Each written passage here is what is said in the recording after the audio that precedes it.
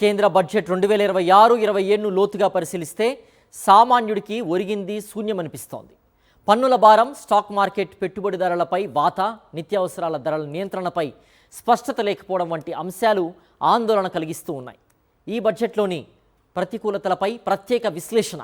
Stock మార్కెట్లో పెట్టుబడులు పెట్టేవారిపై ప్రభుత్వం గట్టి దబ్బే కొట్టింది. ఫ్యూచర్స్పై ఎస్టీటీని 0.02% నుంచి 0.05% పెంచగా ఆప్షన్స్ ప్రీమియంపై ఎస్టీటీని 0.15% భారీగా పెంచుతూ నిర్ణయం తీసుకుంది. కొత్త ఆదాయపు పన్ను చట్టం 2025ను అమలు చేస్తున్నట్లు ప్రకటించిన పన్ను స్లాబుల్లో సామాన్యులు ఆశించిన స్థాయిలో మార్పులు లేవు.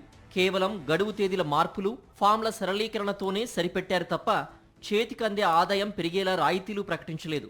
ద్రవ్యలోటును 4.3%కి తగ్గించాలని లక్ష్యంగా పెట్టుకున్నప్పటికీ ప్రభుత్వ అప్పులు జీడీపీలో 55.6%గా ఉండడం ఆందోళనకరమైన విషయం.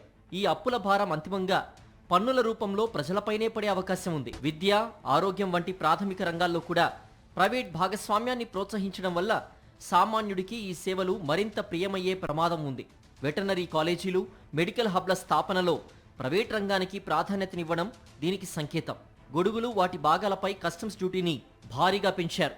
అలాగే పొటాషియం హైడ్రాక్సైడ్ వంటి రసాయనాలపై సుంకాన్ని 0 నుండి 7.5%కి పెంచడం వల్ల సంబంధిత పరిశ్రమల్లో ధరలు పెరిగే అవకాశం ఉంది.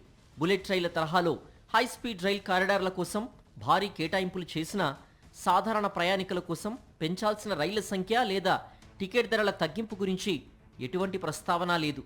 సంస్కరణల పేరుతో ప్రభుత్వం ముందుకు వెళ్తున్నప్పటికీ పెరుగుతున్న ద్రవ్యోల్బణం, నిరుద్యోగిత వంటి సమస్యలకు తక్షణ పరిష్కారాలు ఈ బడ్జెట్లో కనిపించడం లేదని ఆర్థిక నిపుణులు అభిప్రాయపడుతున్నారు.